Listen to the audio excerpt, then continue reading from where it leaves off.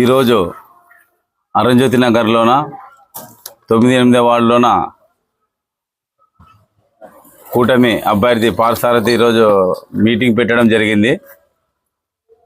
ఆ మీటింగ్లోన ప్రజా సమస్యల మీద రాజకీయంగా ఏం చేస్తాడు ఏం చెప్తాడంటే కూడా మేము కూడా దాన్ని ఏదో వినాలని అనుకుంటుంటే అది వినుకోకున్నట్లా అది మాట్లాడుకోకున్నట్లు ఆయన ఏం చేస్తాడు, గెలిస్తే నేనేం మా కూటమి ఏం చేస్తాడు అని అది చెప్పుకోకున్నట్లా వార్డులో వచ్చి వాళ్ళకి కావాల్సిన వర్గాన్ని మనుషుల్ని కనుక్కుని ఇక్కడ ఎవరెవరు ఏం వీక్నెస్ ఎవరెవరు ఏం చేశారు అని అవి వాళ్ళు చెప్పిన మాటలు విని చెప్పి ఆయన చదువుతున్నాడు. ఒకటే ఆయన పార్థసారథి 3 సార్లు ఎమ్మెల్యే గెలిచిన ఓట్లు వేసినారు, మీరు ఏం చేసినారు మీరు ఎమ్మెల్యే మీకు అని ఆయన అన్నాడు. అయ్యా చెప్తా నేను, మా 3 సార్లు ఎమ్మెల్యే ఓట్లు వేసిన ఎమ్మెల్యే అయినందుకోసము గతం 2004లో మా సాయిప్రసాద్ ఎమ్మెల్యే అయినప్పటి నుంచి మన దుర్గం గుడి మారం గుడి అక్కడ ఉండే పాత ఏరియాలోన వాటర్ పైప్ లైన్ లేకుండే అక్కడ వచ్చిన వాళ్ళని అడగాల్సి ఉంటే అక్కడ దుర్గం గుడి మారం గుడి ఉండే ఈ పాత ఏరియాలోన సాయిప్రసాద్ రెడ్డి ఎమ్మెల్యే కాలేకున్నప్పుడు మీకు వాటర్ ఉన్నా రోడ్లు ఉన్నా అడగాల్సి ఉంటే అక్కడ ఉండే ప్రజలే చెప్తుంటారు. మీకు ఎవరు వచ్చినాక మీకు రోడ్లు వాటర్ వచ్చినావని అడగాల్సి ఉంటే అక్కడ ఉన్న ప్రజలే చెప్తుంటాయి. కానీ అక్కడుండే ఎమ్మెల్యే సాయిప్రసాద్ రెడ్డి అయిన తర్వాత అక్కడ నీళ్లు లేకుంటే నీళ్లు పైప్ లైన్ దాదాపు 50 లక్షలు బట్టి 50 లక్షలతో దుర్గం గుడి పాతేరియాల పైప్ లైన్ వేయడం జరిగింది. అదేవిధంగా రోడ్లు అక్కడ రోడ్లు లేవు, డ్రైన్ లేవు. దుర్గం గుడి మారంగుడి పాతేర మొత్తం టోటల్గా అదే సాయిప్రసాద్ రెడ్డి రెండోసారి కలిసినప్పుడు రోడ్లు పైప్ లైను ఇది రోడ్లు డ్రైన్లు మొత్తం సీసీ రోడ్ మొత్తం వేసేసినారు.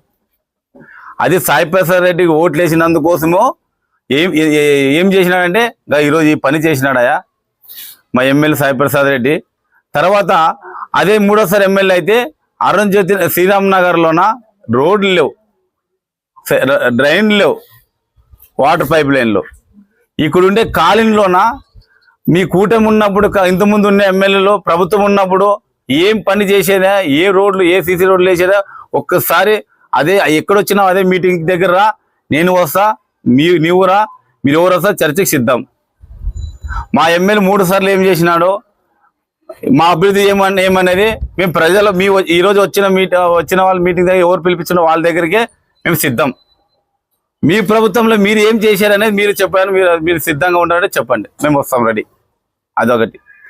తర్వాత మీరు ఓట్లేసే ఎమ్మెల్యే అయినాడు అని అంటారు మీ మా దగ్గర. ఎస్ మా దగ్గర ఓట్లేసే ఎమ్మెల్యే అయినాడు కాబట్టి ఈరోజు మా వీధి సమస్యలు మా ప్రజల సమస్యలు తీర్చిన ఏకైక వ్యక్తి మా ఎమ్మెల్యే సాయిప్రసాద్ రెడ్డి. మళ్ళీ తర్వాత మీకు కబడ్డీ గ్రౌండ్ అంటావు. నేను అధికారంలోకి వస్తే కబడ్డీ నీవు కూడా అలాగే ఉంది. ఇప్పుడు మా ఏరియాలోన కబడ్డీ నువ్వు గెలిస్తే క్రికెట్ గ్రౌండ్ కబడ్డీ గ్రౌండ్ చేస్తావంట. ఏందయ్యా అంటే మా ఏరియా అంతా ఖాళీ చేపిస్తావా అంటే ఏమన్నా అన్ని తీపియాలని ఉన్నావు ఏమన్నా? ఎక్కడ గ్రౌండ్, ఎక్కడ ప్లేసు? పక్కన ఉండేది ఎండోమెంట్ దేవశాఖ భూమి. అది దేవశాఖ భూమి అంటే నీకు తెలుసు దాని ప్రాసెస్ రూల్స్. అంటే నీవు ఏదన్నా దాన్ని కబ్జా చేయాలని ఉన్నావా? ఏదన్నా కానీ ప్రజలకి ముప్పు పెట్టే అమాయకులు చేయదు మా వీధి ప్రజల్ని. గ్రౌండ్ అంటే ఏందా చెప్పితే కూడా కొద్దిగా నమ్మాలి ప్రజలు. మీరు వినండి ప్రజలు ఇది ఆయన కబడ్డీ గ్రౌండ్ తెప్పిస్తాడంట. ఎంత అబద్ధము, ఆయన ఎంత మూర్ఖంగా మాట్లాడతాడు అనేది ఉదాహరణ ఇదే తెలిసిపోతుంది. తర్వాత ఇంటి పట్టాలు ఇచ్చాయంటారు. అయ్యా మా ఎమ్మెల్యే 3 సార్లు ఎమ్మెల్యే గెలిచిన తర్వాత మీ ఏరియా నుంచి మేము పట్టాలు సురుగుం చెక్ పోస్టు 2100 తర్వాత ఇచ్చింది. తర్వాత భీమిరెడ్డి కాలనీ వైఎస్ఆర్ నగర్ కలబాయిలో ఇచ్చింది మా ఎమ్మెల్యే సాయిప్రసాద్ రెడ్డి ఉన్నప్పుడే. ఫస్ట్ సారి ఎమ్మెల్యే అయినప్పుడు వైఎస్ఆర్ నగర్ భీమిరెడ్డి కాలనీ ఇచ్చినాడు. తర్వాత 2వ సారి అయినప్పుడు సురుగుం చెక్ పోస్ట్ ఇచ్చినాడు. 3వ సారి ఎమ్మెల్యే అయినప్పుడు ఇప్పుడు జగనన్న కాలనీ ఇచ్చినాడు.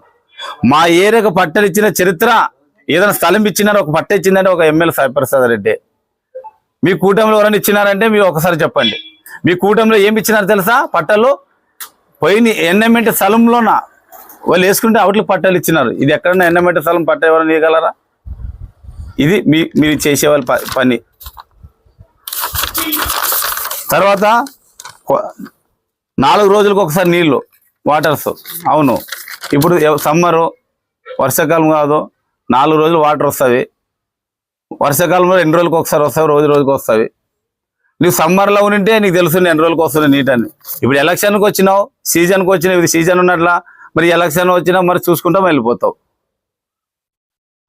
నీవు ఎక్కడో వచ్చి ఏ ఊరి నుంచో వచ్చి ఈరోజు మా ప్రజలకు ఇన్ని అబద్ధాలు చెప్తావే. నీకు అనిపిదా? నీకే అంటే ఓట్లు తన్నుకునేడానికే, ఓట్లు ఇప్పించుకునేడానికే కదా నువ్వు ఇన్ని అబద్ధాలు చెప్పేది.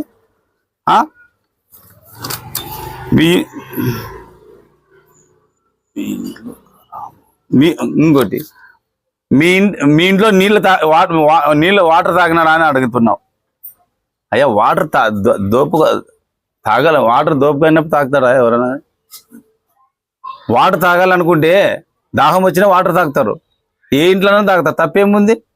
మా ఎమ్మెల్యే కోడలు తాగు కదా దాహం వచ్చినప్పుడు. దాహం వస్తే ఏడెక్కడ తాగుతారు అంటే ఆ దాహం వచ్చేది కూడా మీరే చెప్పాలా? దాంట్లో కూడా రాజకీయమా? అంటే నీళ్లు తాగలేకపోతే కూడా రాజకీయమా? అంటే ఏందని మాట్లాడేది? దాహం వచ్చినప్పుడు ఎక్కడ కూర్చొని తాగుతాడు ఎమ్మెల్యే అంటే జనాలు చూపియాలా? అంటే అది కూడా దాన్ని రాజకీయం చెప్పమంటావా? నీవు మట్టి కనిపించదు. కాబట్టి నీకు ఒకటే విషయం చెప్తున్నాం పారసారథి గారు, ఎక్కడైనా వెళ్ళేటప్పుడు నీవేం చేస్తావు, నీ పార్టీ కూటమి అనేది చెప్పుకుంటే మంచిది. అంతేగాని జనాలు నువ్వుకే ముప్పు పెట్టి ఏదేదో చేస్తానని చెప్తే నీకు ఏది ఒక ఓటు కూడా పడదు. ఇది నీకు చెప్తున్నా. ప్రజాస్వామ్యంలో ప్రజలు అన్ని గమనిస్తుంటారు, ఎవరు పనిచేశారు ఎవరు లేదు. ఓటు అనేది కాబట్టి ఖచ్చితంగా ఎమ్మెల్యే సాపేశ్వరరెడ్డినే గెలిపిస్తారు, ఫ్యాన్గా ఓటేస్తారని ఈ మీడియా విధంగా మీకు తెలియజేస్తున్నారు. నరసింహులు మున్సిపల్ వచ్చారు.